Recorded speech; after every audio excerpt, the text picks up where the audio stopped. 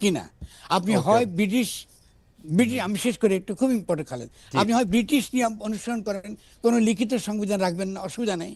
অথবা যদি লিখিত সংবিধান রাখেন তাহলে আপনি কিছুতেই কনস্টিটিউয়েন্ট অ্যাসেম্বলি বা গণপরিষদ এবং সরকার নির্বাচনের যে পরিষদ, যেমন জাতীয় সংসদ, এই দুটাকে আপনি একত্র করতে পারবেন না।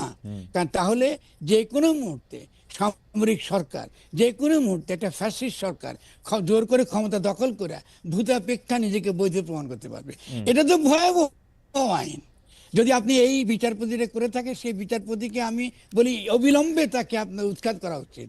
এরা তো এখানে ফ্যাসিস্ট শক্তিকে ক্ষমতা আনবার ব্যবস্থা করে দিয়েছে। আমি একটা ছোট কথা বলি আপনাকে, দিল্লি যদি আপনার এরকম আরেকটা সরকার বানায় দিয়ে ভূতাপেক্ষা তাকে বৈধ করে, তো আপনি কি মানবেন?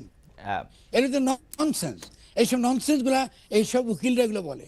কারণ আমরা এই সরকারের মধ্যে কিছু কিছু উকিল ঢুকেছে, যে উকিলগুলো তারা উকিলি বুদ্ধি দ্বারা বাংলাদেশকে ধ্বংসের দিকে তারা নিয়ে চলে যাচ্ছে। এবং তারা কেন করেছে এটা তো আমি জানি। আমরা তো বাংলাদেশ থেকে এটা দেখতে পাচ্ছি ওদের ভূমিকাগুলো। কারণ আমরা যদি বাংলাদেশকে আজকে একটা দিল্লি লীলাক্ষেত্র আর মার্কিন যুক্তরাষ্ট্রের লীলাক্ষেত্র বানাতে চাই, তাহলে এদেরকে তো বিচার করতে হবে আগামী দিনে, কদিনের মধ্যে। একটা গণ অভ্যুত্থান ঘটেছে, আমরা সকলে মিলে আলোচনা করতে পারি এই গণ অভ্যুত্থানের পরে জনগণের জন্য সবচেয়ে ইতিবাচক দিকটা কি হতে পারে, আমরা সকলে আলোচনা করতে পারি। প্রত্যেক, সে বিএনপি বলুন কি জামাত বলুন কি, এমন কি আওয়ামী লীগের মধ্যে যারা রিয়েলি ইতিবাচক, দেশকে ভালোবাসে, যারা অনুশোচনা আছে, যারা একটা মনে করে যে গত 20 বছর কি 16 বছর এটা ঠিকমতো হয়নি, সকলকে মিলিত আমরা বাংলাদেশ বানাতে পারি। এই জন্য আমি শব্দটা ব্যবহার করছি গঠন। খেয়াল করেন, আমি তো আমার বইটা বেরিয়েছি 2023 সালে, গণ অভ্যুত্থান ও গঠন। তার আগে আমি ইনসাফ পার্টি, ইনসাফ কমিটি করেছি, করে বলেছি যে মানবাধিকারের দিক থেকে গণ অভ্যুত্থানটাই বাংলাদেশের জনগণ চায়। তো ওকে। বিএনপি তো আমার কথা শুনে নাই। বিএনপি যখন শুনে নাই তখন ইয়াংরা এটা করেছে। তো বিএনপি, আমার তো কাজ লেখা। আপনি তো আমাকে এটাকে শিক্ষক বলেছেন, আমি তো শিক্ষকের ভূমিকা পালন করতে চাই। আমি তো বলতে চাই এটা করা দরকার, এটা করুন না, এটা করলে এটা আমি তাই তো করে যাচ্ছি। বলুন, আমার তো সবচেয়ে ঝুঁকি নিয়ে আমি কথাগুলো বলছি। আর সেই জায়গাতে আপনি যখন গণ অভ্যুত্থানকে নস্যাৎ করছেন সাংবিধানের কথা বলে, আইনের কথা বলে, তো অবশ্যই এর জবাবদিহিতা ডক্টর ইউনূসকে দিতে হবে। এটার জন্য ওয়াকরুজ্জামানকে জবাবদিহি বাংলাদেশের জনগণের কাছে করতে হবে, এবং বিচারপতিকেও আমার এটার জন্য জবাবদিহি আমার জনগণকে করতে হবে। আমি থাকতে পারবো, হয়তো আমি দেখবো না ওটা, কিন্তু এই জবাবদিহি তাদেরকে করতে হবে।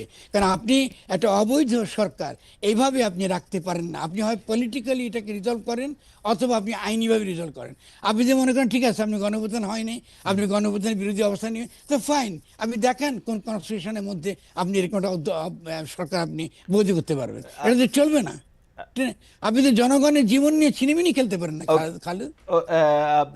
ফরাদ ভাই, আমি আমি আমি কিন্তু আপনার যুক্তিটা বুঝতে পারছি, কিন্তু আমার কাছে যেই জায়গায় একটু আপনার কাছ থেকে একটু বুঝতে চাই সেইটা হলো যে আপনি বলতেছেন যে সংবিধানটা আমরা ফেলে দিতে পারি, আমরা আমরা আমরা অন্যভাবে শপথ নিতে পারি, যেহেতু গণ অভ্যুত্থানে আমরা একটা জন অভিপ্রায় বা গণ অভিপ্রায় আমরা জানছি, তো আমরা তো এটা ফালা দিতে পারি। কিন্তু আমার না, প্রশ্ন হচ্ছে, আপনার গণ অভ্যুত্থানের পরে কিন্তু শপথ লাগে না। এটা খালেদ, এটা একটু, এগুলো খুব আচ্ছা আচ্ছা আচ্ছা কনসেপচুয়াল আচ্ছা, ব্যাপার, ঠিক খুব আছে, ইম্পর্টেন্ট। শপথটা বাদ দিলাম, এটা একটু এটা আমার স্লিপ, একটু অ্যাড, এটা আমার স্লিপ। না একটু, না না না, আমি হ্যাঁ, একটু অ্যাড হ্যাঁ, করি আপনাকে। হ্যাঁ। আমি বুঝতে পারছি আপনি কি বলতে চাচ্ছেন। গণ অভ্যুত্থানের পরে যেটা লাগে সেটা হলো একটা ঘোষণা, প্রোক্লেমেশন। ওকে। আপনি খেয়াল করেন, ছেলেরা প্রোক্লেমেশন দিতে চেয়েছে, হ্যাঁ, তারপরেও তারা কিন্তু প্রোক্লেমেশন দিতে, তারা দ্বিতীয় অবৈধ কাজ করেছে। হ্যাঁ। আরো খেয়াল করেন আপনি, কেন প্রোক্লেমেশন ইম্পর্টেন্ট। কোন প্রোক্লেমেশন, এটা একটা লিগ্যাল ফাউন্ডেশন। প্রোক্লেমেশনটা এই সরকার কিন্তু বৈধ করে দিত, যে কি যুক্তিতে তারা এই গণঅভ্যুত্থানটা করেছে। ফলে এই সরকার অবৈধ সব দিক থেকে। শুধু তাই না, আরেকটা কথা খেয়াল করে কিরকম হ্যাঁ। ভয়ানক কাজ করেছে তারা। তারা ছাত্রদেরকে তো আপনার ঘোষণা করতে দেয়ই নাই, এবং এখনো দিচ্ছে না। তারপর শুন, আমি এটা সত্য, একটা ছোট্ট কথা বলি, আপনার দর্শকরা ভালো বুঝবে। বাপে তো ছেলের নামকরণ করে না, করে কি? না। তাহলে গণঅভ্যুত্থানের ফসল হয়েছে এই সরকার। তো এই সরকার কি করে আবার ঘোষণা দিবে? এটা হলো? এই যে ননসেন্স কথাবার্তা তারা বলছে যে আমরা একটা সকলে মিলা বৈশা একটা ঘোষণাপত্র বানাবো। আরে ভাই, এটা হয় না। হিস্ট্রি তো এরকম না। আপনি যেই ঘোষণা দেবে সেই ঘোষণা হিস্টোরিক্যালি যেটা দিবার ওটা দিতে হবে। তারপরেও কেন আপনি ছাত্রদেরকে ঘোষণা আপনি যদি দিতেন, আপনি একটা লিগ্যাল একটা আপনি ফাউন্ডেশন পাচ্ছেন। ছেলেরা তো এইটাই বলেছে যে আমাদের লিগ্যাল ফাউন্ডেশন দরকার, যে আমরা যে একটা ঘটনা ঘটলাম কদিন পরে যে আমাদেরকে আবার ধরে ফাঁসি দিয়ে ঝুলাবে না, তার গ্যারান্টি কি? আহ, আপনি কি আপনি মনে তো করছেন, আপনি কি মনে করছেন যে এই প্রক্লেমেশনটা হইলে একটা লিগ্যাল ফাউন্ডেশন পাবে এবং এটা একটা গ্যারান্টি পাবে? অবশ্যই, কোন একটা সরকার অবশ্যই। আইসা যদি এই প্রক্লেমেশন ফালায় দেয়? না, প্রক্লেমেশন ফালানো যায় না। সংবিধান, ফরহাদ ভাই সংবিধান ফালাই দিল কতবার? 15-16 বার। আইনের ঊর্ধ্বে। 15-16 বার। না না না, আপনি যেটা 142 আপনাকে করছে। শেষ করে আপনি জি, উত্তর দিচ্ছি। জি। সংবিধান তো আপনি কখনোই লেখেনই নাই।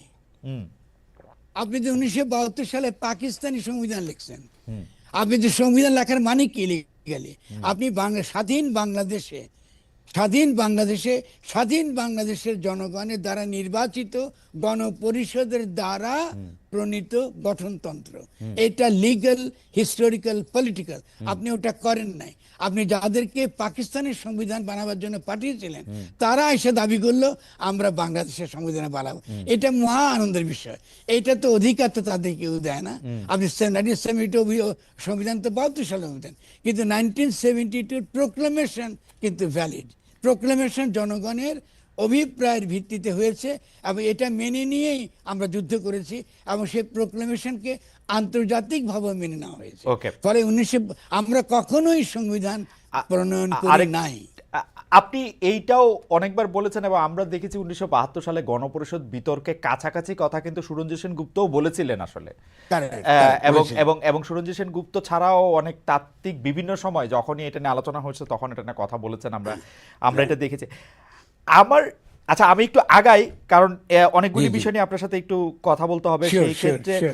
সেই ক্ষেত্রে আমি একটু বলতে চাই যে আপনি কি এই জায়গায় কোনো গ্যাপ দেখেন? ধরেন সংবিধানটা অধীনে শপথ নিল না বা একটা সরকার গঠিত হইল, আইন হিসাবে তখন কোনটা মানা হইতো? মানে বাংলাদেশে যে রেগুলার আইন আছে যেগুলি আসলে সো কল্ড সংবিধানের নামে যেগুলি এনাক্ট করা হয়েছে সেগুলি দিয়েই কি চলতো? মানে একই না, না, সিআরপিসি আমার- থাকতো, আমার- একই একই না, না, একই আমি- প্যানেল কোড থাকতো?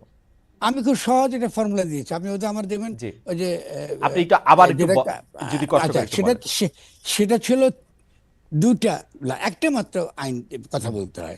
সেটা হলো যে আমরা ক্ষমতা নিয়েছি জনগণের পক্ষে এবং আমরা জনগণের গণসার্বভৌমত্ব মানে পপুলার সভারেন্টি আমরা রিপ্রেজেন্ট করি। ফলে স্বভাবতই আমাদের হাতে সার্বভৌম ক্ষমতা এবং এখন থেকে দেশ আমাদের আদেশ অনুযায়ী চলবে বা ফরমান অনুযায়ী চলবে। কিন্তু যতক্ষণ পর্যন্ত, এটা হলো ইম্পর্টেন্ট প্রশ্ন, যতক্ষণ পর্যন্ত না আমরা নতুন গঠনতন্ত্র প্রণয়ন করতে না পারছি ততদিন পর্যন্ত বিদ্যমান আইনই চলবে। বিদ্যমান আইনই কার্যকরী থাকবে শুধুমাত্র যে সকল আইন আন্তর্জাতিক মানবাধিকারের সঙ্গে সংগতিপূর্ণ নয় সেসব আইনগুলো বাতিল হয়ে যাবে। ওকে। খুব সিম্পল। আমি তো এই ফর্মুলা প্রথম দিন থেকে দিয়েছি। আপনি খুব সিম্পলি বলতে পারেন যে আমরা যে আইন আছে সেই আইন দ্বারাই চলবো যতদিন পর্যন্ত আমরা নতুন গঠন প্রণয়ন করতে না পারছি। কিন্তু আমরা শুধুমাত্র সেই আইনগুলো বাতিল হয়ে যাবে। আচ্ছা। যেমন ধরুন আপনি র্যাব বিলুপ্ত হয়ে যাবে, আপনাকে ডিজিটাল সিকিউরিটি অ্যাক্ট বিলুপ্ত হয়ে যাবে। যা কিছু আইন আন্তর্জাতিক মানবাধিকারের সঙ্গে এই সংগতিপূর্ণ নয়, ওটা আমাদের প্রধান বিচারপতি ঠিক করবেন যে কোনটা সংগতিপূর্ণ কোনটা অসংগতিপূর্ণ।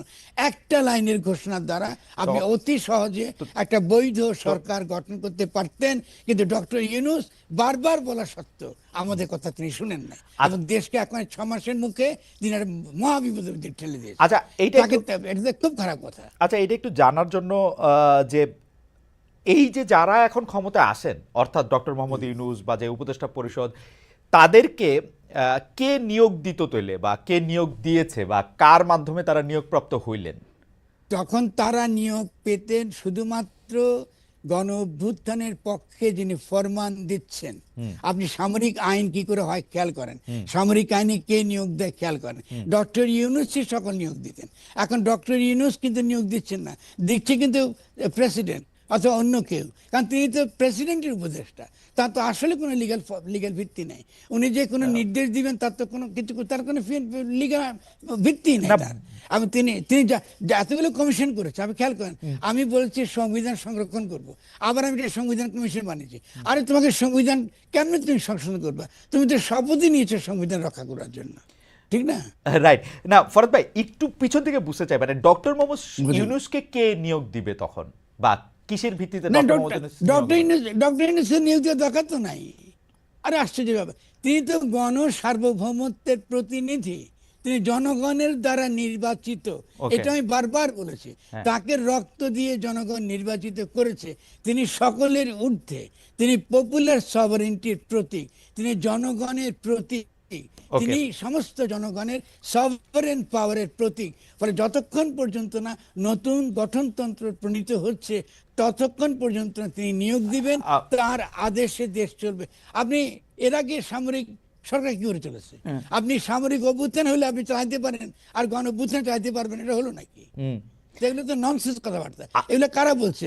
ওই যারা ইন্ডিয়ার দালাল, ওই যারা আপনার মার্কিন যুক্তরাষ্ট্রের পক্ষে কাজ করেছে, তারা এগুলো বুঝিয়েছে। আচ্ছা আর তো কোনো কারণ নাই, আর কি যুক্তি? আচ্ছা ফরদ ভাই, জিনিসটা হইল যে আমি আরেকটা জায়গা থেকে বলি যে আপনি রাষ্ট্রের সার্বভৌমত্বের বদলে জনগণের সার্বভৌমত্ব প্রতিষ্ঠিত হোক সেটা চাইতেছেন, কিন্তু আমাদেরকে কি আপনি জনগণটাকে ডিফাইন করতে পারবেন যে জনগণটা আসলে কে? আমি আরেকটু ইলাবোরেট করি। ধরেন আপনি বললেন যে ডক্টর মোহাম্মদ ইউনূস হচ্ছেন জনগণের সার্বভৌমত্বের বা জনগণের অভিপ্রায়ের প্রতীক। এইটা কি আসলে এখন না, এখন হয়তো আপনি চাইছেন, আমি চাইছি, ডক্টর মোহাম্মদ ইউনূস ছাড়া আমাদের কাছে কোনো অপশন ছিল না, কিন্তু 20 বছর পরে যখন এটা ক্রিটিক্যালি দেখা হবে যে কেমনে ডক্টর মোহাম্মদ ইউনূস এই চেয়ারটায় বসলেন, কেমনে উনি প্রতীক হইলেন, তখন কি আমি এটার ব্যাখ্যা দিতে পারবো আসলে? আরে গুড, অবশ্যই পারবেন। আপনি 71 সালে বাংলাদেশ স্বাধীন করেছেন কিভাবে? ওকে, খুব সিম্পল ব্যাপার। জনগণ যেটা করতে চায় সেটাই সার্বভৌম। জনগণই সমস্ত আইনের, তাদের সমস্ত অভিপ্রায় ব্যক্ত করবার তারাই একমাত্র ভিত্তি। ফলে গণতন্ত্র বলতে এই গণ সার্বভৌমত্ব বোঝায়। খালেদ, আমি বারবার শব্দটা খেয়াল করছি, আপনি একটু মনোযোগ দিয়ে শুনেন। শব্দটা গণ সার্বভৌমত্ব। ওকে, আপনি গণসাধারণ, পপুলার সভারেন্টি, এটা যে কোনো লিটারেচার আপনি পড়বেন, আপনি এই শব্দটা খুঁজে পাবেন। এটা বলে পপুলার সভারেন্টি। যে কোনো ডেমোক্রেটিক স্টেটের ফাউন্ডেশনটা হচ্ছে পপুলার সভারেন্টি। জনগণের অভিপ্রায় আছে বলে, তার ভিত্তিতে সে দাঁড়ায় বলে সে আইনি ভাবে সিদ্ধ। এর বাইরে তার কোনো আইনি সিদ্ধতা নাই। ফলে আপনি স্বভাবতই এই আজকে থেকে 10 বছর, 20 বছর, 100 বছর পরে এটাকেই সিদ্ধ হবে, কারণ জনগণ এই গণ অভ্যুত্থান করেছে। এটা কি আপনার সংবিধান মেনে করেছে? তো জনগণই সত্য। ফলে এই সত্য জনগণই একটা সত্য প্রতিষ্ঠা করেছে যে তারা একটা নতুন ধরনের রাষ্ট্র চায়, নতুনভাবে নিজেদের গঠন করতে চায়, নতুন গঠনতন্ত্র চায়। এটা অবশ্যই আপনার যেমন আইনিভাবে, এক মিনিট খালি, সরি, আইনিভাবে এটা যেমন শুদ্ধ, রাজনৈতিকভাবে যেমন সিদ্ধ, তেমনি ঐতিহাসিকভাবে সিদ্ধ। ঠিক যে কারণে 1971 সালেও আমরা সিদ্ধ, তার মধ্যে আমরা অবৈধ। আমরা কি করে পাকিস্তান ভাঙলাম? আমরা কি করে পাকিস্তান সংবিধান মানলাম না? এটা যে কোনো দেশ সেটা হতো। কি করে ফরাসি বিপ্লব হলো? আপনি প্রত্যেকটা বিপ্লব দেখেন না। কি করে ইরানের বিপ্লব হলো? ওরা কি করে সিদ্ধ হলো? পৃথিবীতে যে কোনো দেশে জনগণ যখন এটা ঘটায় তখন সেটা আইনের ঊর্ধ্বে। এটাকে কখনো সাংবিধানিক ধারাবাহিকতা বা সংবিধানের নামে এটাকে আবার ঢুকে ফেলে না। কোথাও পৃথিবীতে ইতিহাসে এই ঘটনাগুলো ঘটে নাই। এটাকে আমি বলেছিলাম সাংবিধানিক প্রতিবিপ্লব। ফলে বাংলাদেশে 8 তারিখে একটা সাংবিধানিক প্রতিবিপ্লব হয়েছে। এটা আমাদেরকে মনে রাখতে হবে। এটার কাফফারা, এটার ক্ষতি আমাদেরকে কিন্তু দিনের পর দিন, প্রত্যেকটা দিন এটা দিতে হবে। এবং আগামী দিনে যে বিশৃঙ্খলা তৈরি হবে, আগামী দিনে বাংলাদেশ যত বেশি রকম এই বঙ্গোপসাগরের দিকে ডুবতে থাকবে, তার জন্য এই প্রথম দিনের যে পাপ, যে আদি পাপটা আমরা করেছি, সে আদি পাপের মূল্য আমাদেরকে দিয়ে যেতে হবে। আমি এটার জন্য ডক্টর ইউনূস থেকে আরম্ভ করা যারা এখন ক্ষমতা আছে প্রত্যেকে তার জন্য দায়ী থাকবে। ক্ষমতা এখন কারা আছে ফরাদ ভাই? এটা একটা খুব জনপ্রিয় একটা প্রশ্ন আমরা শুনি যে ক্ষমতা, অনেকে বলে থাকেন যে পুরো উপদেষ্টা পরিষদ পরিচালিত হচ্ছে আপনার দর্শনে, অনেকে বলেন আপনি আসলে নানাভাবে নানা জায়গায়, তো সেইটাও একটু বুঝতে চাই। আর আরেকটু যদি ইলাবোরেট করেন, মানে আমার অজ্ঞতা ক্ষমা করবেন, কিন্তু আরেকটু যদি ইলাবোরেট করেন, মানে আমরা এই জনগণটাকে কোনো কি আকৃতি, প্রকৃতি, স্বভাব, লিঙ্গ, বৈচিত্র্য কোনো কিছু দিয়ে কি আমরা আসলে মাপতে পারবো? মানে আগামীকাল যদি কোনো একটা জনগণ ঠিক করে যে বাংলাদেশে কোনো বইমেলা হবে না, বাংলাদেশে কোনো, ধরা যাক যে বাংলাদেশে কোনো ঈদের নামাজ হইতে পারবে না, কোনো একটা জনগণ যদি ঠিক করে, এই জনগণটা আসলে আমরা কিভাবে মাপবো? বা সরকার, আমি উত্তর দিচ্ছি, আপনি একটু খুব খুব ভালো প্রশ্ন। জনগণটা ডিফাইন হয় ওই বিশেষ রাজনৈতিক মুহূর্ত এবং সংগ্রামের ভিত্তিতে। সেটা হলো আমরা লড়াই করেছি। জনগণ মানে অ্যাবস্ট্রাক্ট জনগণ না, যেটা আপনি বলতে চাইছেন। আমি প্রশ্নটা বুঝতে পেরেছি। ফলে আমি কিন্তু আমার বইটা যদি আপনি পড়তেন, যে গণ অভ্যুত্থান গঠন, এখানে পরিষ্কার ব্যাখ্যা করেছি। জনগণ মানে বাংলাদেশের এই আমরা যে 2024 সালে, সেটা হলো আমরা একটা ফ্যাসিস্ট শক্তির বিপরীতে আমরা জনগণ যারা লড়াই করেছি ফ্যাসিস্ট শক্তির বিরুদ্ধে, বিদ্যমান সংবিধান এবং বিদ্যমান রাষ্ট্র ব্যবস্থার বিরুদ্ধে যারা লড়েছে এবং এই রাষ্ট্র ব্যবস্থা যারা ক্ষমতাসীন তাদেরকে উৎখাত করেছে তাদেরকে জনগণ বলা হয়। জনগণ মানে অ্যাবস্ট্রাক্ট কিছু না। ফলে নতুন যে গঠনতন্ত্র, নতুন যে অর্ডার, পুরনো ব্যবস্থা বা পুরনো অর্ডার ভেঙে গিয়েছে এবং নতুন অর্ডার তৈরি হবার বাস্তবতা তৈরি হচ্ছে। সেই নতুন অর্ডার তৈরি হবার বাস্তবতাকে যারা পূর্ণাঙ্গ রূপ দেয় তারাই হচ্ছে জনগণ। ফলে আপনি গণ অভ্যুত্থান ইটসেলফ লেজিটিমেট, ইটসেলফ একই সঙ্গে এটা রাজনৈতিকভাবে লেজিটিমেট, আইনিভাবে, বারবার আমি এই কথা জোর দিচ্ছি খুব ইম্পর্টেন্ট বোঝার জন্য। ফলে জনগণ হলো ওই যে 5ই আগস্টে আমরা যারা গণ অভ্যুত্থান করেছি এটা তারাই করবে। এখন তারপরে আপনি কি বলতে পারেন, তাহলে তো অন্যদের সমর্থন নাও করতে পারে, ভেরি গুড। সেই জন্য তাদের উচিত হবে যখনই তারা নতুন গঠনতন্ত্র প্রণয়ন করবে তারা কোনো কমিশন করবে না, তারা ইমিডিয়েটলি একটা গঠনতন্ত্র প্রণয়ন প্রক্রিয়ার মধ্যে তারা কি করে যুক্ত হবে। এটাকে বলা হয় কনস্টিটিউটিভ কাউন্সিলস, মানে বিভিন্ন জায়গায় তারা সরাসরি জনগণের সঙ্গে কথা বলবে এবং জনগণকে বলবে যে তোমরা আসলে কি ধরনের বাংলাদেশ চাও। তোমরা একটা গণ অভ্যুত্থান করেছো, যে পুরনো যে অর্ডার, পুরনো যে ব্যবস্থা, পুরনো যে সংবিধান এটা বাতিল হয়ে গিয়েছে, এখন তোমাদের অভিপ্রায় কি, কি ধরনের নতুন সংবিধান তোমরা চাও। ফলে আপনাকে অবশ্যই জনগণের কাছে যেতে হবে, সেটা উপজেলা পর্যায়ে, গ্রাম পর্যায় থেকে শুরু করে জেলা পর্যায়ে। আপনি জনগণ, এমনকি খালিদ মহিউদ্দিন তার কথা শুনতে হবে, কারণ তার অভিপ্রায় জনগণের অন্তর্গত। মানে মোটামুটি ভাবে কি 17 কোটির কথাই শুনতে হবে না কোনো রিপ্রেজেন্টেশন থেকে? না, এটা প্রক্রিয়া, প্রক্রিয়া মানে কি, আপনি কথা বলবেন, কথা বলে শুনবেন এবং তাদের প্রতিনিধির মাধ্যমে শুনতে পারেন, সরাসরি শুনতে পারেন। এটার অনেক পদ্ধতি আছে। একটা হলো যে সমাজে এই নতুন গঠনতন্ত্র সম্পর্কিত বুদ্ধিবৃত্তিক আলাপ আলোচনা চলছে, সেখানে তো আপনি জনগণের অভিপ্রায় দেখতে পারেন। আপনি বিভিন্ন রকম আপনাদের টেলিভিশন শোতে আলোচনা চলছে, সেখান থেকে আপনি গঠনতান্ত্রিক প্রক্রিয়া বুঝতে পারবেন। কিন্তু যারা প্রান্তিক, যাদের কণ্ঠস্বর শোনা যায় না, যাদের কথা আমরা সাধারণত শুনি না, গ্রামের মানুষ, এদের কথা শোনার জন্য আপনাকে এক্সট্রা এফোর্টস নিতে হবে। এই জন্য আমি উপজেলার কথাটা বললাম। আপনি উপজেলার পর যদি বলেন যে তোমরা আজকে থেকে আমরা সংবিধান গঠন নিয়ে আলোচনা করব, তোমরা যারা যারা কথা বলতে আসো আমাদের উপজেলা টাউন হলে, আমরা তোমার সাথে কথা বলবো। এটা তো যে কোনো দেশ, আপনি মার্কিন হিস্ট্রি দেখেন, আপনি ফরাসি হিস্ট্রি দেখেন, যে কোনো দেশ দেখেন, এটাই করে। আপনি এটা তখনই জনগণের অভিপ্রায়টা তখন এই প্রক্রিয়ার মধ্য দিয়ে এটা দানা বাঁধে। তখন আমাদের কাজ কি, জনগণের এই ধরনের বক্তব্য শোনার পরে তাকে একটা সাংবিধানিক একটা রূপ দেওয়া। আমি একটা ছোট্ট উদাহরণ দিলে আপনাকে, আমি তাতে আপনার দর্শকরা বুঝবে। আমি একটা স্কুলে যখন বক্তৃতা দিচ্ছিলাম, তখন বাচ্চারা ছিল, স্কুলের বাচ্চারা, বিশেষ মেয়েরা ছিল। তখন মেয়েরা বলছে যে ভাই আমি তো গণ অভিপ্রায় কি বুঝতেছি না। অভিপ্রায় মানে ইচ্ছা, তো আমাদের ইচ্ছা কেমন সংগঠনে ব্যক্ত হবে। তো আমি তাকে বলছিলাম, একটা ছোট্ট কথা বলো আমাকে, তুমি কি বড়ই আচার খেতে পছন্দ করো? হ্যাঁ করি। তুমি কি কুলের আচার, জলপাইয়ের আচার পছন্দ করো? হ্যাঁ করি। তেঁতুলের আচার? হ্যাঁ করি। তো এটাই কিন্তু অভিপ্রায়, তোমার ইচ্ছাটা অভিপ্রায়। তো এটা কি করে সংবিধানে আনবেন আপনি? খুব সিম্পল। তাকে নেক্সট প্রশ্ন করলাম, তোমার এলাকায় কোনো তেঁতুলের গাছ, কিন্তু বড়ই গাছ কি এরকম কোনো জলপাইয়ের গাছ আছে? সে বলছে যে নাই। আপনি অটোমেটিক্যালি আপনি যে গঠনতন্ত্রে যে আইনটা থাকবে সেটা প্রাণ প্রকৃতি বিনাশ করে এমন কোনো আইন বা নীতি রাষ্ট্র প্রণয়ন করতে পারবে না। এই হলো আইনি ভাষা। আর অভিপ্রায়টা হলো ওই বাচ্চাটা যেটা বলছে আমি তো বড়ের আচার পছন্দ করি, তেঁতুলের আচার পছন্দ করি, এইটার অভিপ্রায়টা, সে তার ভাষাটাকে আপনি ট্রান্সলেট করলেন ইন্টু লিগাল আপনার আইন। আমি কথা বুঝতে পারছেন, জনগণের অভিপ্রায়কে ট্রান্সলেট করা খুব সহজ কাজ। এটা পৃথিবীতে বহু দেশ হয়েছে, সারাক্ষণই হচ্ছে। আচ্ছা, অ্যাবসলিউটলি। আপনি প্রক্রিয়ার কথা বলছিলেন, আপনি কি চাচ্ছেন যে এই প্রক্রিয়াটা কোন একটা টাইম ফ্রেমের মধ্যে, ধরা যাক 3 মাস 4 মাস বা 5 মাসের মধ্যে এটা হয়ে যাক, নাকি এই প্রক্রিয়াটা একটা শিক্ষণের মধ্যে চলতে থাকুক 10-12 বছর, 15 বছর? না, এটা অবশ্যই না। আপনি ডেফিনেটলি ধরুন আজকে যদি আপনি এটা যদি বোঝাতে পারেন পলিটিক্যাল পার্টিগুলোকে, সকলকে মিলিয়ে এটা করতে পারতেন, তাহলে কিন্তু আপনি 1 বছরের মধ্যে কি 2 বছর, ম্যাক্সিমাম 2 বছর এটা হয়ে যেতে পারতেন। কারণ আমার আরেকটা প্রস্তাব ছিল, আমি বলি খালেদ খুব ইম্পর্টেন্ট, আমাকে কথা বলেছি আমি, ধরুন বিএনপি বলুন কি জামাত ইসলামী বলুন, সবার সঙ্গে কথা বলেছি। আমি বলেছি আপনাদের তো ক্ষমতার বাইরে থাকার দরকার নেই, আপনারা যদি প্রিন্সিপালটা এগ্রি করেন তো আপনারা এখনই একটা গার্ডিয়ান কাউন্সিলের মতন, আপনি বলেছি একটা, আমার কনসেপ্ট হচ্ছে রিকনস্টিটিউশন অ্যান্ড রিকনসিলিয়েশন কাউন্সিল, মানে রিকনসিলিয়েশন এবং কনস্টিটিউশন কাউন্সিল। এই যে আপনি পুনর্গঠন, একটা যে পরামর্শ সভা, তাদের কাজ হতো যে এই সরকারটা অন্তর্বর্তী সরকারের গার্ডিয়ান হিসেবে কাজ করা, তারা ঠিকমতো কাজ করতে পারছে কিনা, এই কাজটাকে এক্সপেডিট করা, বিভিন্ন মন্ত্রণালয়গুলো ঠিকমতো কাজ করতেছে না, এটাকে এক্সপেডিট করা, তো আমরা ওদেরকে নিয়ে তো আমরা সরকার গঠন করতে পারতাম। Okay. এবং এটাই তো শেষ করি, সে প্লিজ ইম্পর্টেন্ট, খুব ইম্পর্টেন্ট, এইটাই তো ছেলেরা বিএনপিকে প্রথম প্রস্তাব দিয়েছে জাতীয় সরকারে, তো বিএনপি তো এটা মানে নেই।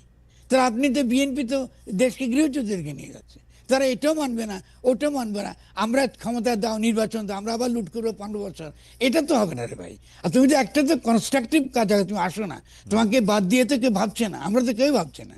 এখন এই যে আপনি যে কথা বলছেন ফোরাম বিএনপিকে বাদ দিয়ে, ননসেন্স। আমি সবসময় বিএনপির পক্ষে ছিলাম, বিএনপিকে চেয়েছি একটা ইন্টিগ্রেট হয়ে থাকুক, বাংলাদেশে একটা গঠনতান্ত্রিক প্রক্রিয়া, গণতান্ত্রিক প্রক্রিয়া তারা অংশগ্রহণ করুক। ভাই কখন তারা গণতান্ত্রিক প্রক্রিয়া অংশগ্রহণ করেছে? তারা সবসময় আমাদের এখানে নির্বাচন তো আমরা ক্ষমতা যাই, আপনি দেখেছেন তাদের কোনো প্রস্তাবনা আছে? আপনি অন্য কোথাও বাদ দেন, আপনি তারা তো একটা গঠনতান্ত্রিক প্রস্তাবনা দিতে পারে, এটা তো রাজনৈতিক দল, সে নিজের তো বলতে না আমি এরকম বাংলাদেশ চাই, কই সে নিজে তো বলতে পারে আমি এরকম আপনি উন্নয়ন চাই, কিছু নাই। বিএনপি 31 দফার একটা প্রস্তাবের কথা খুব বলে যে তারা এটার মধ্যে তো জি, জি। অনেক কিছুর কথা বলছে। আরেকটা কথা তারা খুব বলে যে আমরা যে আন্দোলন করছিলাম, যেটা জুলাই আগস্ট আন্দোলনের আগেও 15-17 বছরের যে আন্দোলনের লিগেসি, সেটার মধ্যে তো অবশ্যই একটা ছিল যে জনগণের অভিপ্রায়টা আমরা ভোটের মাধ্যমে বুঝতে চাইছি, জনগণের অভিপ্রায়টার কথা আমরা বলতে চাইছি। হাসিনা যেহেতু 3টা সরকারের 3টা ভোট আসলে করতে দেয় নাই, তো এখন ভোটটাই সবার আগে করা উচিত না? জনগণ আসলে কি চায়? না আরে ভাই, ভোটের অভিপ্রায় কিন্তু অভিপ্রায় বলে না, এটা ননসেন্স বলে এগুলা। আপনি আমরা যে অভিপ্রায় কথা, রাষ্ট্র গঠনের অভিপ্রায়টা সম্পূর্ণ ভিন্ন রকম। আর তাদের যে দফা দেখেছি, সে দফার আমি তো 7 কিস্তির সমালোচনা লিখেছি, এটা আমার চিন্তা পত্রিকায় রয়েছে। তারা তো একটা উত্তর দেয় নাই, তারা কোনো সামাজিক বিতর্কে অংশগ্রহণ করে না। ফলে আপনি খালি ভোট দাও, আমার ভোটের অধিকার চাই। আরে ভাই আমার তো খাওয়ার অধিকার আছে, আমার তো পরিবেশ রক্ষার ব্যাপার আছে, আমার নদীর থেকে দখল মুক্তের অধিকার আছে, আমার সমুদ্রকে বিষাক্ত করছে তার অধিকার আছে, আমার স্বাস্থ্য রক্ষার অধিকার আছে। কিন্তু ফরদ ভাই, আপনার কাছে কি মনে হয় না যে আপনি প্রাণ আর প্রকৃতিকে বাঁচানোর জন্য বা প্রাণ আর প্রকৃতি ধ্বংস করতে পারবেন না বলে যে আইন করতে চাইতেছেন আজকে থেকে, তো না এইটা আপনার 30-40 আমি জানি না আরো কত বছর, কারণ মানে এটা আপনার কত বছরের রাজনীতি কবিতা লেখার পাশাপাশি এইটা আপনার কত বছরের এটার অভিপ্রায়। কিন্তু না এটা যদি শুনেন, আপনি যেটা বলছেন এটা তো আমার ব্যক্তিগত অভিপ্রায় না, এটা তো বাংলাদেশ, আমি বলি শেষ, আমি একটা উদাহরণ দিচ্ছি। বাংলাদেশে 67% এটা বলে এনসিডি, নন কমিউনিকেবল ডিজিজ, এই ক্যান্সার থেকে আরম্ভ করে বিভিন্ন রকম অসুখ, 10টা লোকের মধ্যে 7টা লোকই আপনি এই প্রকৃতি ধ্বংস হওয়ার কারণে সে অসুস্থ হয়ে পড়ছে। তো এটা কি খালি অভিপ্রায়ের প্রশ্ন? আপনি লোককে সুস্থ রাখা মানুষ তো ফরদ ভাই, মানুষ তো আপনার সাথে কথা বলে হচ্ছে, মানুষ তো আত্মবিধ্বংসী সবসময়, মানুষ যে প্রাণ প্রকৃতির, মানুষ তো আত্মবিধ্বংসী। খালি দেখুন আপনি এখন আপনি সফিস্টিক হচ্ছেন, আমি কিন্তু আইনি থাকতে চাইছিলাম। আচ্ছা, আমি সফিস্টিক আগাইতে পারবো না। আমরা বলছি যে মানুষ আত্মবিশ্বাস, তাহলে তো আমার কোনো কিছু আমরা এই শো করে এখন দরকার নেই, আত্মবিধ্বংসী ধ্বংস হতে দেন। কথা হচ্ছে আপনি যদি মনে করি যে আমাদেরকে এই পৃথিবীতে ভালোভাবে বেঁচে থাকতে হবে, এবং সেক্ষেত্রে রাষ্ট্র একটা গুরুত্বপূর্ণ ইনস্টিটিউশন, এটা গড়ে তুলতে হবে যেন জনগোষ্ঠীকে আমি রক্ষা করতে পারেন। আমি শুধু তাই না, আমার ইকোনমিক ডেভেলপমেন্ট প্রশ্ন আছে। আপনি কি নিউ লিবারাল ইকোনমিক পলিসি রাখবেন, নাকি আপনি এমন একটা ইকোনমিক পলিসি চান যাতে আপনি খুব দ্রুত বেগে টেকনোলজি ট্রান্সফার চাইবেন, আপনি বিনিয়োগ হবে আর বিনিয়োগ বাড়বে, আপনিও চীনের মতন 10 বছরে 20 বছর একই রকম শক্তিশালী জায়গায় দাঁড়াতে পারেন। এটা তো অভিপ্রায়ের অংশ। এটা আমার শুধুমাত্র ওই ছেলে যে বাচ্চা বড়ই খায় এটা তা তো না, বাংলাদেশে যে ব্যবসা করে তার তো একটা ফরদ ভাই এইটা নিয়ে আসলে আমরা একটা লম্বা আলাপ করতেই পারি। আপনি আবার চীনের উদাহরণটা দিচ্ছেন বলে এটার মধ্যে আলোচনাটা আরেকটু এরকম হয়েছে, প্রাণ ও প্রকৃতি, বীজ, এগুলি নিয়ে যে আপনার কাজ, সেগুলি নিয়ে আসলে। কিন্তু আমি শুধু এই কথাটা বলে রাখি ফরদ ভাই, এটা আমার প্রশ্ন না যে এটা আপনি উপর থেকে বলবেন বা আপনি আমাদের যেহেতু শিক্ষক আপনি এটা বলবেন আর বাকি সবাই, এটা একটু টপ ডাউন হয়ে যাবে কিনা বুদ্ধিটা, নাকি নিচে থেকে? আমি একটু আগে যেটা বললাম আপনি উল্টো কথা বলছেন, একটু আগে বললে এটা জনগণের কাছেই তো আপনাকে বলতে হবে। আমি তো বলি না আপনি আমার কথা শুনতে হবে, আমি তো একবার শুনবো, আগামী 20 বছর ধরে শুনবো, আপনি যে এখনই শুনতে বলতেছেন না, ঠিক না। আপনি জনগণকে জিজ্ঞেস করেন না, আপনি যদি জনগণের মতটা আমি যদি জনগণের মত প্রভাবিত করতে পারি তো আপনি শুনবেন না কেন? শুনবো, কিন্তু আমি ভোটটা দেই, নির্বাচন করি, পদে আসি, তারপরে শুনি। আমি তো ভোটের কথা তো বলি না, আপনাকে আমি পদে দেবো কেন? আমি তো ব্যক্তিকে দিতে চাইছি না, আমি কেন আমি তাকে পদ দেবো? আপনি নির্বাচন করতে চান, দেখুন ছাত্ররা তাহলে কি বলছে, ছাত্ররা কম্প্রোমাইজ ফর্মুলা দিয়েছে, তো বাস নির্বাচন করেন, তাহলে আগে গণপরিষদ নির্বাচন করেন যে গঠনতন্ত্র প্রণয়ন করবে। আমরা আসেন এই প্রক্রিয়ার মধ্যে যাই। আপনি খালি সরকার নির্বাচন চান কেন? সরকার নির্বাচন চাওয়া মানে কারণ আমি তো এই সরকার আর দেখতে চাই না, আমার তো এই সরকারের না না ব্যর্থ ভাই, মনে হচ্ছে আপনি এই ফ্যাসিস্ট না ব্যর্থ মনে আপনি বললে তো হবে না। হ্যাঁ। এই সরকার যে বিএনপি যে একটা মহা ফেরেস্তা তা তো না। আপনি একটা ডেভিলকে আপনি সরিয়ে দিয়েছেন, আরেকজন যদি ডেভিলের মতো আচরণ করে আপনি তার সঙ্গে তো কথা আমি বলতে তারে হবে। বেনিফিট অফ ডাউট আপনাকে- দিব, সে তো ডেভিল না, হয় নাই 15-17 বছরে। আপনি জনগণকে তো দিচ্ছেন না কেন সে সুযোগ?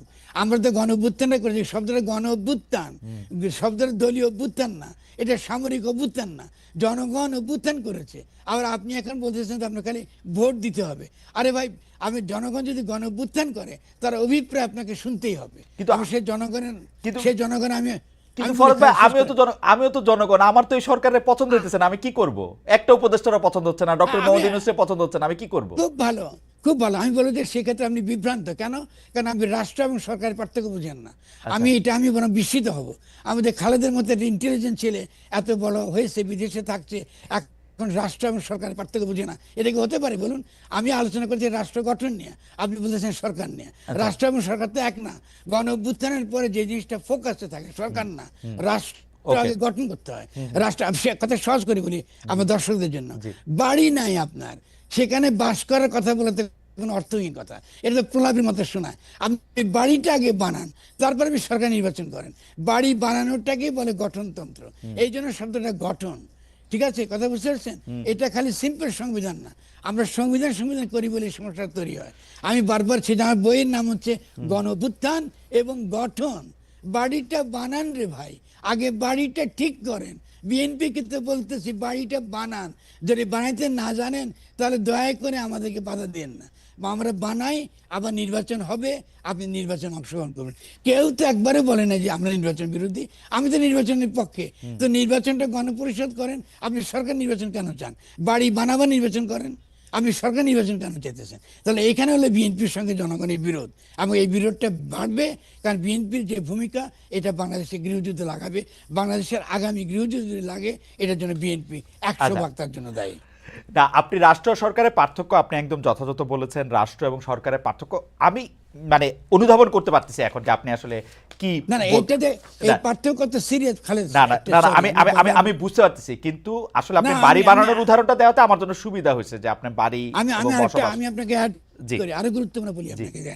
এই যে পুলিশ যে গুলি করে, এই গুলি করে, পুলিশের কাছে কিন্তু রাষ্ট্র এবং সরকারের পার্থক্য কিন্তু পরিষ্কার না। কারণ পুলিশ তো রাষ্ট্রের কর্মচারী, সরকারের কর্মচারী না। খেয়াল করেন, কিন্তু এটা কিন্তু আমাদের সমাজে রয়ে গেছে। আপনি সেনাবাহিনী রাষ্ট্রের কর্মচারী, সরকারের কর্মচারী না। মানলাম। আপনি আজকে বিজেপিকে আপনি রাখতেছেন কৃষির বিরুদ্ধে, ওই যে আপনি কি হলে স্বরাষ্ট্র মন্ত্রণালয়ের অধীনে, আপনি র্যাবকে স্বরাষ্ট্র মন্ত্রণালয়ের অধীনে, এবং সে সরকারের অধীনে। মানে সরকার ইচ্ছা করলে গুমঘর বানাতে পারে, সরকার ইচ্ছা করলে আয়নাঘর বানায়। এটাকে বন্ধ করবার একমাত্র পথ হচ্ছে রাষ্ট্র এবং সরকারের পার্থক্য জনগণকে পরিষ্কার করে বোঝানো। জনগণ যে রাষ্ট্রটা বানাই দিবে, সেই রাষ্ট্রে একটা সরকার লাগবে। আপনি যখন বাড়িতে যখন থাকেন, আলে বাড়িতে খাওয়া দাওয়ার ক্ষেত্রে হয় আপনি দায়িত্ব নেন, আপনার স্ত্রী দায়িত্ব কিন্তু নেয়। আপনি তো- তাহলে সেটা হলো সরকার। আপনি তো- কিন্তু বিয়াতে করছে, শেষ করি খালেদ, হ্যাঁ। বিয়া তো আপনাকে আগে করতে হয়েছে, সংসারটা তো বাঁধতে হয়েছে না। আমাদের বাইরে বানাতে হয়েছে। আপনি বিয়া করলেন না, সংসার করলেন না, আপনি কি কিনবেন, কেমনে খাবেন, এর কোনো পরিকল্পনা করলেন না। আপনি খালি বলতেছেন যে সরকার সরকার,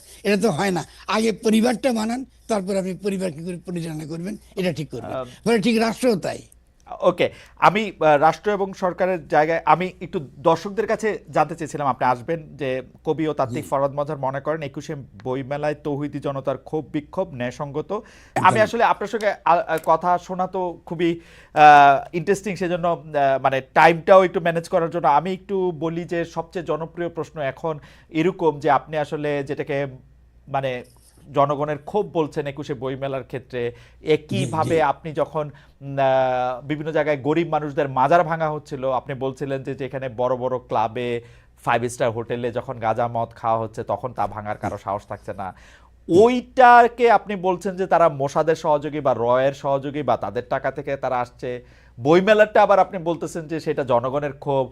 আপনি এভাবে আলাদা কিভাবে করতেছেন? মানে মানে আলাদা করছি, জি। হ্যাঁ করছি আমি, খুব সিম্পল, খুব ভালো প্রশ্নটা। জি। আলাদা করছে কারণ বই মেলায় তারা প্রতিবাদ করতে গিয়েছে একজন লেখিকা, যিনি আসলে লেখিকার স্বাধীনতা আকারে বই করেন না, কারণ তিনি সুস্পষ্টভাবে এই বাংলাদেশের জনগণের স্বার্থের বিরুদ্ধে, এবং তিনি দিল্লির স্বার্থ তিনি রক্ষা করেন।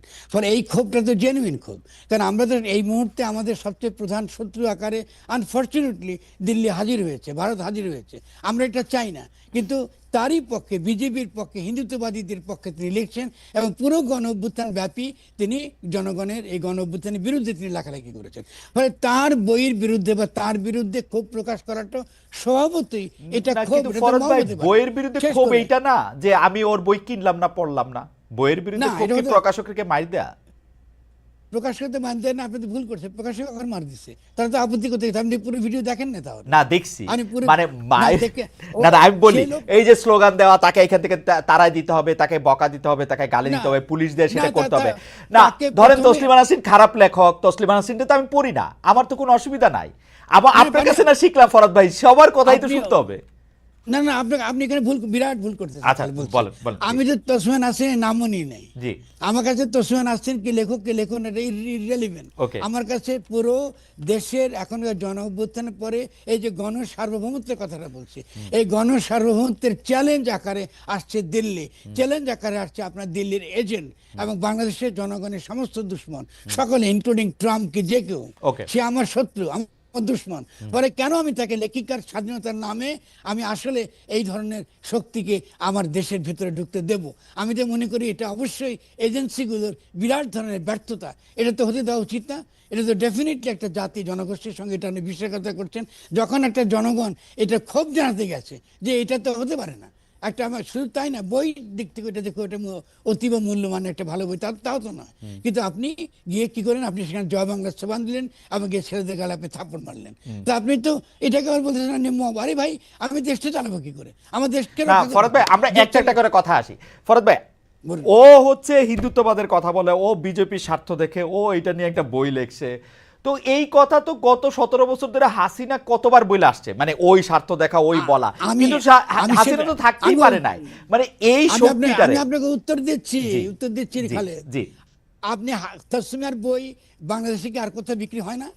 হ্যাঁ, হ্যাঁ, হয়। হ্যাঁ। আপনি ওখানে গিয়ে কে তসলিমার বিরোধিতা করছে? না। করে নাই। আপনি 21শে বই মেলা আপনি ভুলে গেছেন। 21শে বই মেলা ইজ ভেরি ইম্পর্টেন্ট। এটা আমাদের রাজনৈতিক সত্তার সঙ্গে যুক্ত, এটা আমাদের পলিটিক্যাল এক্সিস্টেন্সের সঙ্গে যুক্ত। আপনার কথা শুনলে মনে হয় বাংলাদেশ ভাঙা ভুঙ্গা এখন আমি ইন্ডিয়ার সঙ্গে যুক্ত হয়ে যাই। এগুলো তো চলবে না রে ভাই। না, না, আপনি তো definitely আমি কিন্তু উল্টা কথা কইতেছি শেষ ফরহাদ করি। ভাই। আমার না, কাছে না, মনে না, হয় যে আপনি বলতেছেন যে বইয়ের একটা মানে আমি বিচার করবো যে হ্যাঁ আপনি- এটা এটা এটা ইন্ডিয়ার পক্ষে যাইতেছে, সেজন্য আমি গিয়ে এটা প্রতিবাদ না। জানাই আসবো। নো, আপনি যেখানে যেটা আপনার যেটা একটা মেলা, যেটা সিম্বলিক্যালি আপনার জনগণের কথা, জনগণের স্বার্থ রক্ষা করার বিষয়, সেখানে তো এই বই প্রচার করার জন্য তো আমি মেলা করি নাই। এই বই আপনি কি আর প্রচার হবে? এই তো আপনি তো, আমি তো এখন কি আমি আপনাকে বলবো আপনি এটা আমি ভারতীয় এজেন্ট, এটাকে বলা ভালো লাগবে? না না, আপনি প্রচার কেন করার আমাকে জন্য বলছি। ভারতীয় এজেন্ট বলবেন? আপনি আমি না গতকাল আমি- বললেন যে কাউরে ট্যাগ দেওয়া যাবে না, আমারে কেন ভারতীয়? আমি না, তো না, বুঝতে আমি চাইছি বলছি- আপনি বলছি আজকে যদি কালকে আমি যদি শেষ করছি। জি বলেন আমি বলেন। উত্তর দিচ্ছি আপনাকে। জি, বলেন। আপনি যদি আপনি একটা গণ অভ্যুত্থানের বিরোধী, আপনি গণ অভ্যুত্থানের বিরোধী অবস্থান নিয়েছেন আগাগোড়া। আবার আগাগোড়া বিরোধী অবস্থান নেওয়ার মধ্য দিয়ে আপনি অবশ্যই এই জনগণের যে অভিপ্রায়ের কথা বলেছি, আপনি সেই অভিপ্রায়ের বিপরীতে আপনি দাঁড়িয়েছেন।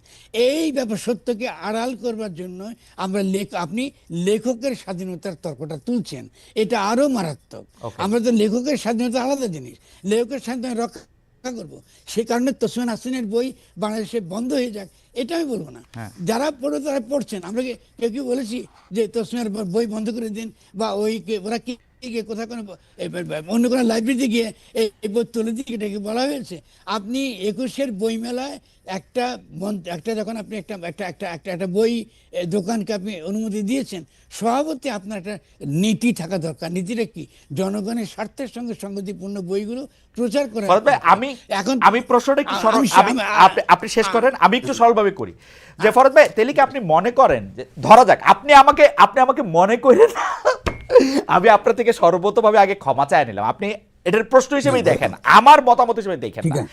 আপনি কি এটা মনে ঠিক করেন আছে। না যে গণ অভ্যুত্থানের বিরুদ্ধে যদি কেউ লিখে, সে মানে সে কি আর লিখতে পারবে না জীবনে বাংলাদেশে, বা বইমেলায় বই প্রকাশ না, করতে আমি পারবে বলি না? আমি গণঅভ্যুত্থানের বিরুদ্ধে বহু লোক লিখছে, ওকে, বাংলাদেশে এখনো লেখা হচ্ছে। জি, আমরা তো তার বিরুদ্ধে কিছু বলছি না। হ্যাঁ। আপনি যখন ওদেরকে, ওরা আপত্তি যখন করছে, আপনি তখন তাদেরকে কি বলতেছেন? মব বলছেন। আপনি তাদের ক্ষোভটাকে আপনি আনেন নাই। Okay. আপনি তো বলতে পারতেন, আলোচনা করতে পারতেন। আপনি সেটা না করে আপনি এটাকে মব বলে আপনি তাকে চিহ্নিত করছেন। আমি ওটারই প্রতিবাদ করছি। Okay. আমি তো বলি নাই, আমি তো এর আগে দেখুন, তসমিন নাসরিনের বইটা বন্ধ হোক বা ওখানে বিক্রি না হোক, এটা তো আমি বলি নাই। আচ্ছা। আমি বলেছি আপনি যখন এটা করেছে, আপনাকে জনগণ যখন ক্ষোভ প্রকাশ করতে গেছে, এটাকে আপনি মব বলছেন, এটার আমি আপত্তি করেছি। ফলে আমার মনে হয় আমার ওকে ওকে অবস্থানকে ওকে, তাহলে এইবার আমি দয়া বুঝতে করে- পারছি। আমি যতদূর দেখলাম ওইখানে লোকজন গিয়ে বলতেছেন যে আগে তুমি মাপ চাও, আগে তুমি কানে ধরো, তাহলে আপনি মনে করেন যে ওইটা ঠিক আছে, যে কেউ মানে ওকে বলতে না, পারে যে কাকে? তুমি এটা করছো, এটা এটা এই বই তুমি এখানে বেচতেছো, তুমি এখন কানে ধরতে হবে, তোমার এখন মাপ না, চাইতে হবে। আমি আমি বলি কানে ধরা, মাপ ধরা, এটা কিচ্ছু আমি কিছু বলি না। এটাকে আমি নিন্দা করতাম জানলে। কারণ কাউকে কানে ধরা, কাউকে শাস্তি দেওয়া, এটা আমি ডেফিনেটলি ভিডিওতে তাই দেখলাম যে কানে ধরতে বলতেছো। না, okay. ঠিক আছে, ভেরি গুড, ভেরি গুড। আমি এটা সমালোচনা, সেটা ভিন্ন তর্কের বিষয়। আমরা তর্ক বলছি, আপনি আমার দেখেন পোস্টটা পড়েন, লেখকের স্বাধীনতার নামে জনগণের ক্ষোভকে যখন আপনি দমন করতে চেষ্টা করেন, আপনি আসল তর্কটাকে আপনি আড়াল করে ফেলেন। আসল তর্কটা জনগণের ক্ষোভ প্রকাশ করার অধিকার তার রয়েছে, আর সে ক্ষোভ সে প্রকাশ করতে গেছে, তাকে আপনি মব বলছেন। এটা তো হলো না। কি বলা উচিত ছিল? এটাই কি বলা উচিত ছিল? আপনি খুব শোনা উচিত ছিল, আপনি বই শোনানো উচিত ছিল, অথবা আপনি নীতিগত বোঝানো উচিত ছিল যে ভাই, আমরা তো এটা 21শে বইমেলা, এটা সকলের বই আমরা এখানে প্রকাশ করি, বা কিছু একটা আপনাকে কথা শুনতে দিতে হবে। কেন বাংলা একাডেমি নিজেরও নীতি ছিল, এমন কোনো বই আপনি ওখানে প্রচার করবেন না যেটা অবশ্যই 21-এর সংবিধানের বিরোধী। ফরহাদ ভাই, আমি আমি আমি আমি আপনার একজন, এটাকে কি বলে, আমি এই পলিটিক্যাল পার্ট থেকে না, কিন্তু অন্য জায়গায়, কারণ ওগুলি আমি একটু, যেহেতু আমার বুদ্ধিশুদ্ধি কম, আমি একটু কম বুঝি, কিন্তু আমি আপনাকে পড়ি, আমি আপনাকে এটা লম্বা সময় ধরে আপনাকে পড়া, তো আমি এই জীবনে কোনোদিন এরকম পাইলাম না যে আপনি কোনো লেখারে কোনো একটা নীতিমালার মধ্যে দিয়ে নিতে চান, এরকম আমি জীবনে বুঝি নাই ফরহাদ ভাই, যে এটা বাংলা একাডেমি নীতিমালা হোক, ধর্মীয় নীতিমালা, কিচ্ছুর মধ্যে দিয়ে আপনি নিতে চান, এটা আমার জীবনে মনে হয় নাই। না, কেন নিতে যাবো না? আমি তো লিবারেল না, দিকের সন্দেহ নাই। আমি তো জনগণের পক্ষে কথা বলি, ফলে লিবারেলিজমের সঙ্গে তো আমার বিরোধ থাকবে। আচ্ছা। আমি নিতে চাইবো না কি জন্য? আপনি আমাকে ডেফিনেটলি জনগণের পক্ষে, নীতিত্বের পক্ষেই লড়তেছি আমি। আচ্ছা, এখন যারা এই জনগণ মানে সংখ্যাগরিষ্ঠ জনগণ, তাই তো? মানে ডেফিনেটলি সাধারণ মানুষ, যারা তাদের, আমরা বলি না, যাদের কথা আমরা শুনতে চাই না, অর্থাৎ 90%, দমন করি, অর্থাৎ 90%, 90%, ডেফিনেটলি 90% মানুষের।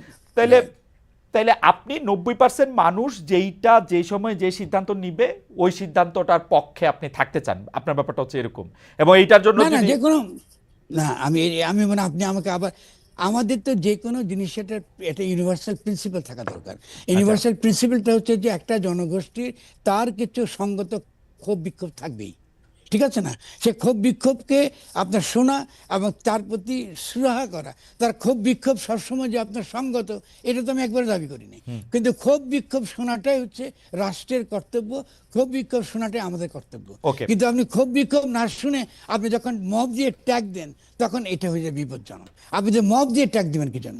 আপনি যদি মনে করেন, আপনি যদি তখন সে গিয়া ওকে কান ধরতে বলছে, আপনি না, তুমি এটা করতে পারো না, এটা বিচার করার অধিকার তোমার নাই, তুমি বাংলা একাডেমি আছে, তার প্রশাসন আছে, সেখানে গিয়ে তুমি নালিশ করো, that is a different thing altogether. কিন্তু আজকে সকলে মিলা, তথাকথিত সেকুলাররা হঠাৎ করে ঝাঁপায় পড়ছে যে আজ এই মাদ্রাসার ছেলে, এর আগে দেখেছি আমরা, মাদ্রাসার ছেলে দেখলে এরা সব জঙ্গি, মাদ্রাসার ছেলে দেখলে এগুলো সব আপনার, এটা তো হতে পারে না। এই ধরনের ট্যাগিংটা তো খুব খারাপ। না না, শুধু মাদ্রাসার ছেলে দেখলে জঙ্গি তো ব্যাপারটা এরকম না, আপনাকে তো এইটাও লিখতে হচ্ছে যে আগে যেমন এরকম একটা ট্যাগ দেওয়া হচ্ছে, এখন একটা হিন্দু দেখলেই সে ভারতের দালাল, একটা মন্দির দেখলে একটা, ওইটাও তো আপনারা বলতে হইতেছে আসলে, মানে মানে এবং ক্রমাগতভাবে আপনারা এটা বলতে হচ্ছে, অনেক মানুষের নিন্দা সহ্য করতেছে, কিন্তু আপনি এটা স্পষ্ট বলতেছেন যে আগে যেমন ওদেরকে ট্যাগ দেওয়া হয়তো, এরকম ট্যাগ এখন হিন্দুদের দেওয়া হচ্ছে।